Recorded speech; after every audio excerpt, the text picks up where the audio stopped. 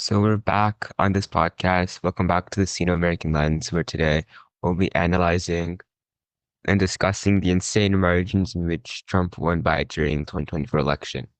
It's like a day or two days so after the actual election. Most most of the results are out. Arizona still pending. Nevada, Wisconsin, Michigan, Pennsylvania, and Georgia are still up in the air. But Trump has obviously won. Right now it's 301 at 226. Trump definitely won. What's the most surprising thing here, I think, is the popular vote, where I think most people expected Harris to win this.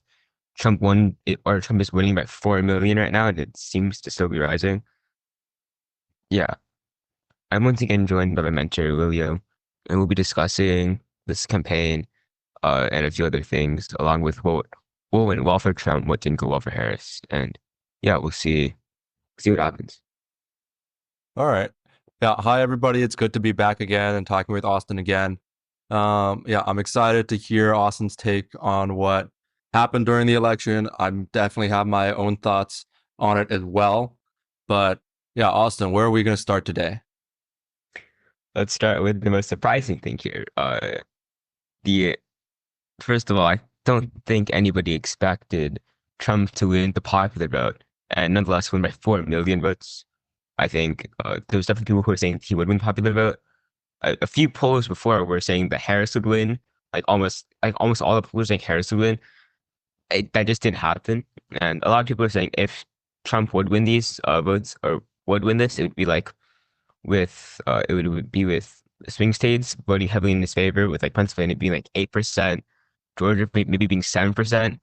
That's just not the case. Georgia is Trump only won Georgia by like 1% or 2%, sorry, and only won Pennsylvania by like 3%. Like he'll definitely take that, but I don't think anybody expected. I don't think anybody expected that with these like small percentages that Trump would win by 4 million votes, basically. First thing, Trump won Florida by 13%. No poll in no poll in the election was saying Trump would win by that much. Harris only won New Jersey by 12%. That's like I forgot the exact results, but that was completely down from 2020 and 2016. I think that is very indicative of like potential failures or miscomings in the campaign on her part. Uh, Texas, of course, at 40%, pretty expected.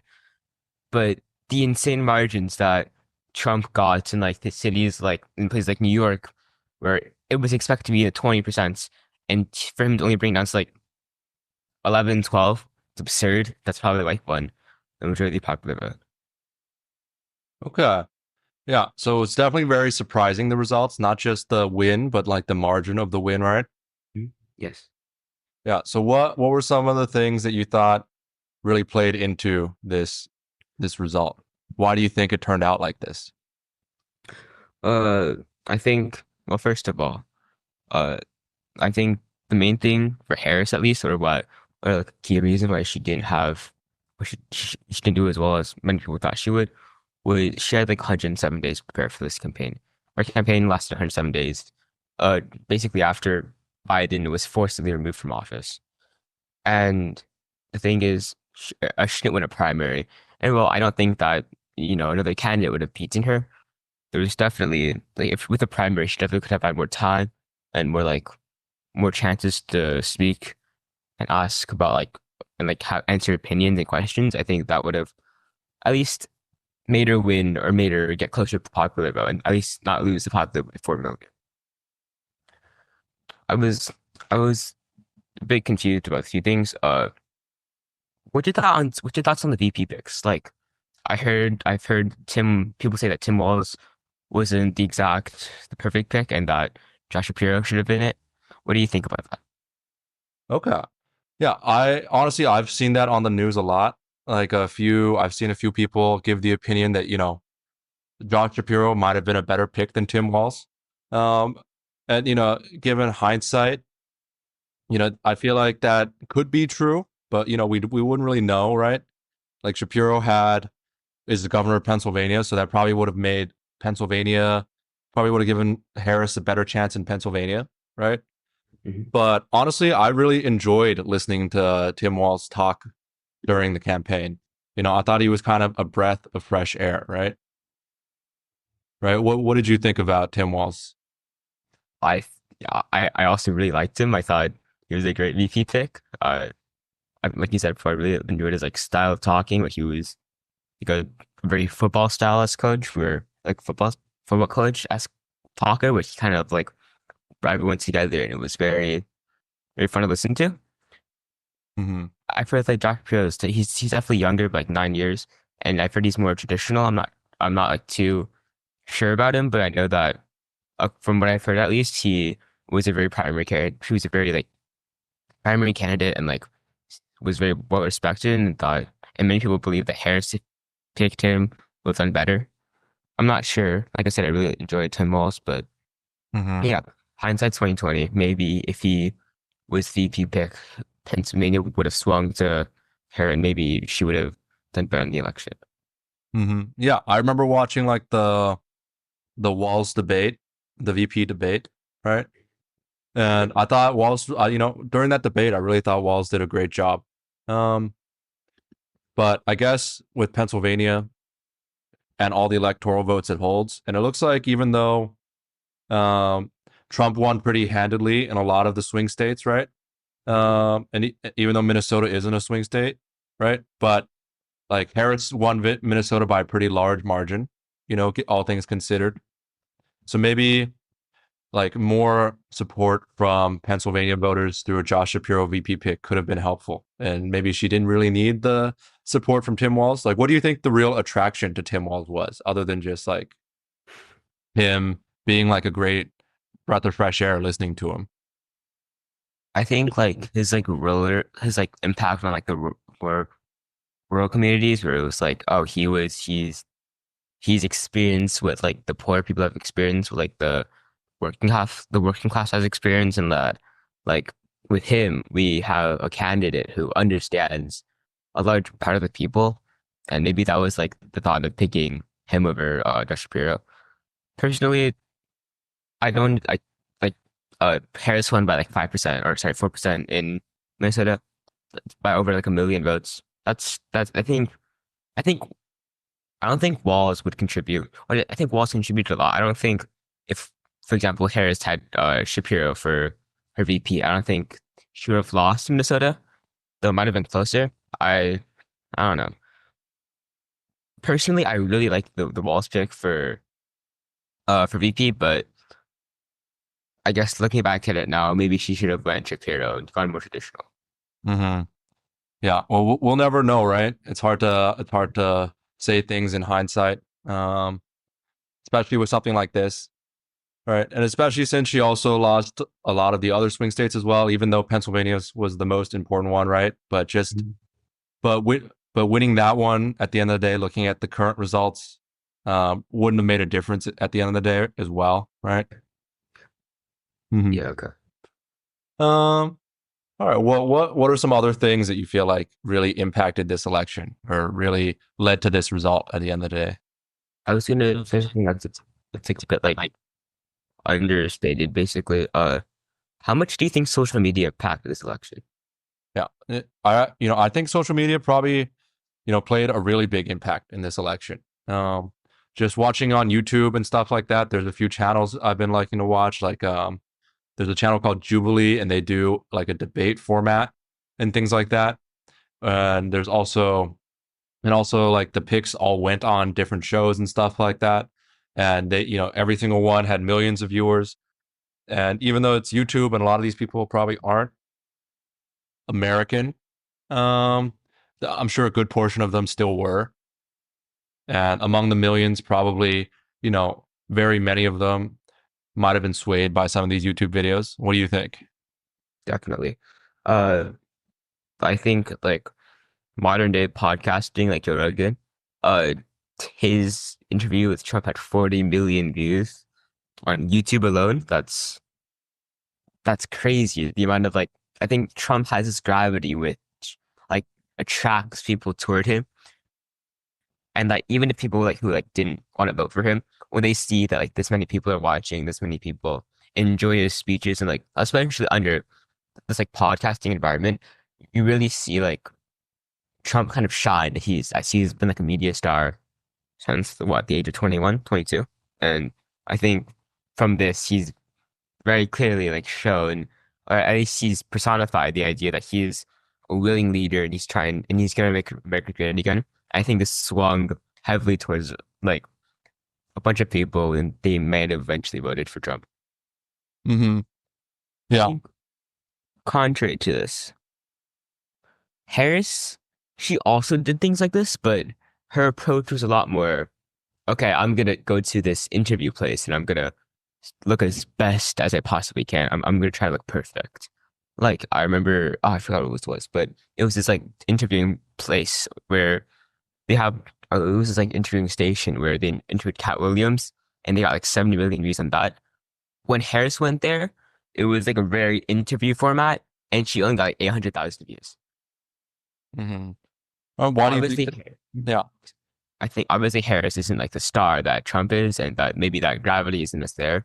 But yeah, I think her attention, especially with the fact that she didn't win a primary, I think many of the young people or like younger people aren't like as focused on Harris as they are Trump. Mm-hmm. Yeah, I think like definitely like being like like a television star for like more than a decade probably definitely helps Trump pull in some viewers and things like that, right?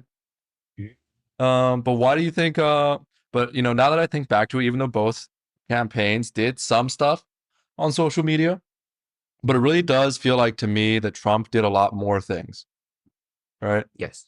Yeah. Yeah, why do you think that was? I think, well, I think he learned his lesson. I think he lost 2020 and his campaign, and he realized that he needs to like appoint officials, like like competent officials and like willing officials in certain places. And his 2024 campaign was much more organized than previous years. Mm-hmm. Honestly, I think that's like the main thing that changed this year was he was more ready, he was more willing, he was more prepared. That's why he won. It's simple as that. Okay. Yeah. Do you feel like Trump's or Harris's campaign put enough of an emphasis on doing social media and stuff? Because I know that, like one example I saw was that she was supposed to, or she was also going to go on Joe Rogan, or I heard some stuff about that, but then she didn't end up going, right? Yeah.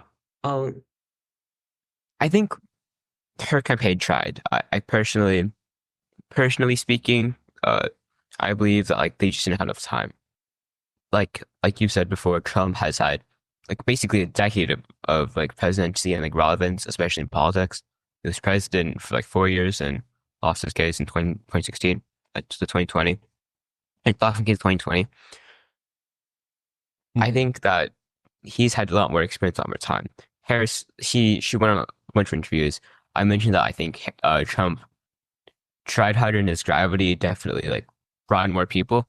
Harris also tried, but I think one like the gravity of her, and also just her not having enough time because she was basically thrown into a situation where people were like, "Oh, here you go." I think basically it was just the Biden afterthought. Biden kind of everybody thought was Biden was kind of old, so she just kind of got thrown into this. I think that's the main issue with her campaign. She just not enough time. Oh, no, I think your point about time is a great point.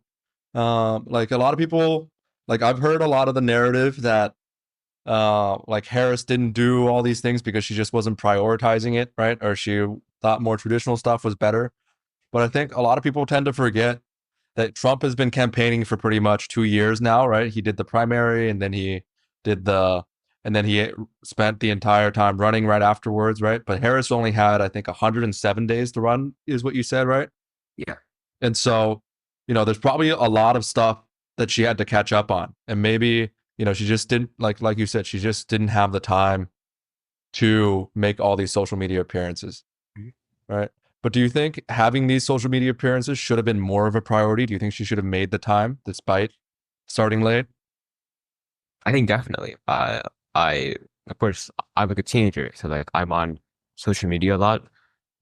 I think social media is like it's the leading thing, or it's like one of the leading influences right now. So especially with like younger people, maybe like even like Gen Z or like millennials still be on social media quite a bit. I like I said, 107 days is a really short amount of time. So I don't know how much like more she could have done, but maybe if she tried to like have like podcast formats instead of like interview formats where she was able to express herself more like clearly and basically be like this, be more relatable, maybe that would have been better. Hmm. Yeah. No, I think that makes a lot of sense. I think that also, I'm thinking of like a stat I saw. I forget what the numbers exactly were, but I saw that like young voters this year there was a big spike in young voters voting Republican this year compared to past years because it's always been like a very heavy lean Democrat. I think it still was a lean Democrat this year, but it was like a much smaller um portion that voted Democrat this year. And I feel like, social and Trump's presence on social media might have made a big impact on that. Right. I think I'm moving away from social media, I think. What do you think about like Trump's assassination? Because that was really popular for like a month or so. How much do you think that impacted the election as a whole? I'm actually personally, I'm not sure it had that much of an impact. I'm not sure what you would think. Right. But even though it was like a huge thing, and then, Trump had the fight, fight, fight right afterwards, and it was super patriotic and very American. And, Mhm. I feel like a lot of people probably um, found that strengthened his candidacy a lot. But at the same time, like with the news these days and social media and all this different stuff, it's like we get so much news every day. And then, the news, and then you always hear like them talk about the news cycle. Like they talk about one thing for a bit and then it's moved on to the next thing. And I feel like they didn't really, and then the Trump assassination, I feel like, they moved on from it in like 2 weeks in my mind. And then it was like a focus on other issues. Okay. And personally, I didn't hear them bring it up that often during like rallies or debates and things like that. But I wonder what you think about it. Do you think it had a big impact on it? I'm gonna go opposite to you. I think it had a much bigger impact because it cemented like this image of Trump inside a lot of people's heads, like like people's heads, where it's like he's this very patriotic person that's gonna say some egregious stuff sometimes, but at the end of the day, he's gonna do what's best for the country. I think that's maybe that like news. It was like 2 weeks. It was over with. Sure. I think his rallies during that time.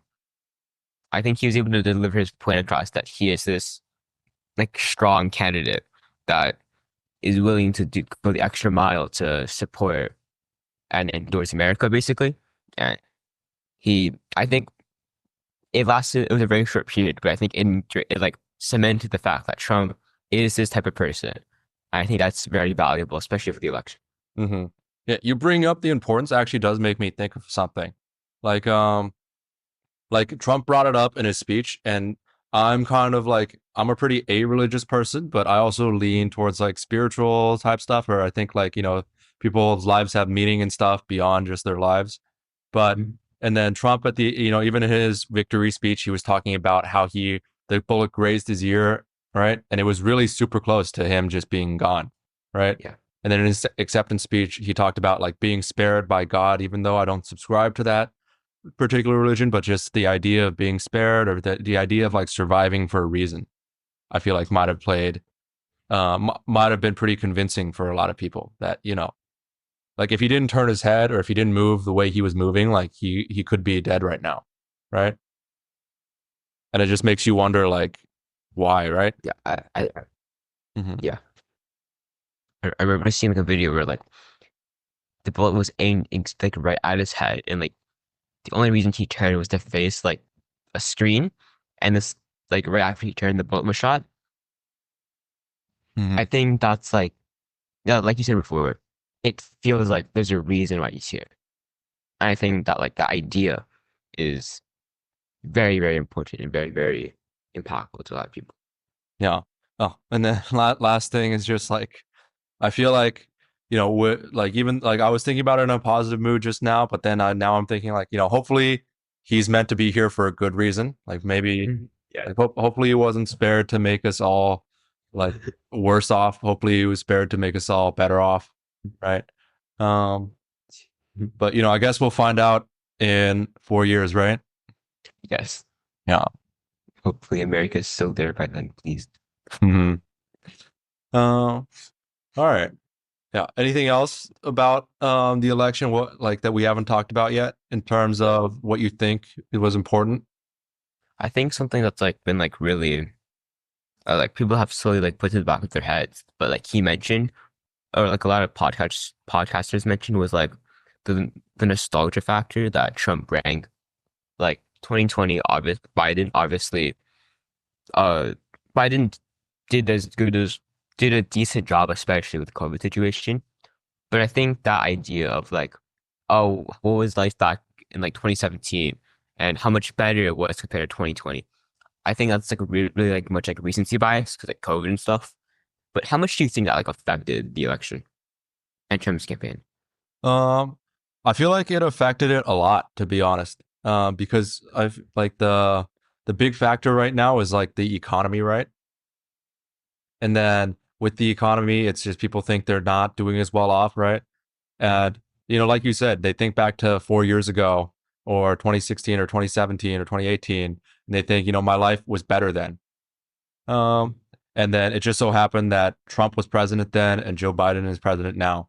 Yeah. So I think in people's minds, especially when I watch a lot of like the interviews with voters and things like that, a lot of people do mention just like, oh, 4 years ago, my life was better.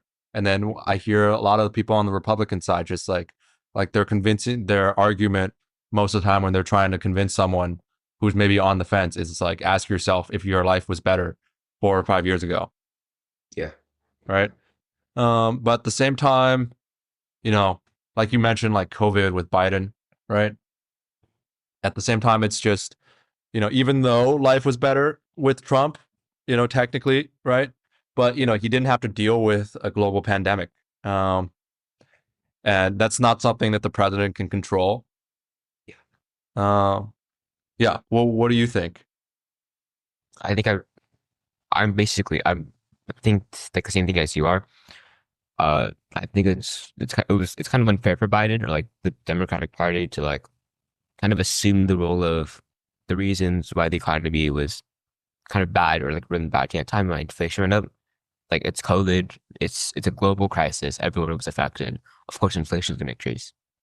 But like I think even though it's not like logically accurate, I think the fact that people have to have something to point to for a reason why the economy was bad and like why they weren't doing as well as they thought they would do. I think that really helped Trump here, even if it was like uncontrollable by like the Democratic Party. Hmm. Yeah. No, that like the when you use the word global, it made me really think about like if we look at like world news, like I know with this election we're also focused on like America and stuff. But I feel like to give Biden some more credit, it's just if you look at other countries in the world, in Europe and the UK, like the UK or Germany and all these countries, it's like they're all dealing with their own shared problems. And I think inflation has been happening worldwide, right? So it's not just something happening in the US, and every other world leader has also been struggling to get it in to fix it, right? Yeah. I've like heard that like I've heard from like sources that the economy actually like was it's actually decent now. It's like it's not great, but it's much better than like COVID stuff. And that's like not the case for anywhere else in the world. I don't know why like Parrish, like the other people didn't push this idea down that like that the economy is okay now under Biden's campaign, and the only reason it was bad was because of COVID. Like I'm pretty sure the economy, like inflation has leveled off a little bit. It's below a global average. I think t tariffs and taxes they've also leveled off a little bit, and and at least the trend itself is like going down. That's very good for the economy, of course. I think if they hammer the idea that the economy was bad because of COVID and that it's getting better because there's no COVID, I think maybe they would have done better. I'm not sure why they didn't, but it is what it is. Yeah. No, that entire thing just makes you kind of think like, how much can we really judge like a person's how a person did as president based on like the 4 years they were in office, Yeah. right? Because to be honest, a lot of these policies and stuff, you know, they you really see their effect like much later down the line. So it's really hard to know like how much. Like I remember there was like a viral video, and I honestly thought it was a pretty nice line from Obama, right? Because Obama was actually addressing the point that, oh, you know, Trump's economy was great, right? And then he kind of, I think his line was, but you know what? He inherited, that was my economy, right? That's what Obama said, right? Because Trump took over for Obama, and then he got to take over, and then, you know, the economy was good when he took over, and it stayed good while he was in office. Uh, and then what was the economy like when Biden took over? And then where did it go after that, right? But I feel like that's really hard for people to keep in their minds. Yeah. Mhm. Yeah. I think to finish off this episode, I'm gonna ask one more question to not only you, but to everyone else. Uh, what do you think that like Harris could have done better? Or like not across everything. Like what like one thing do you think that if she did, she would have had a better chance of maybe winning this event or winning this election? Um, I think the biggest factor could be like having more time. Personally, that's what I think, right? Because Trump's been campaigning for like 2 years now, like I said earlier.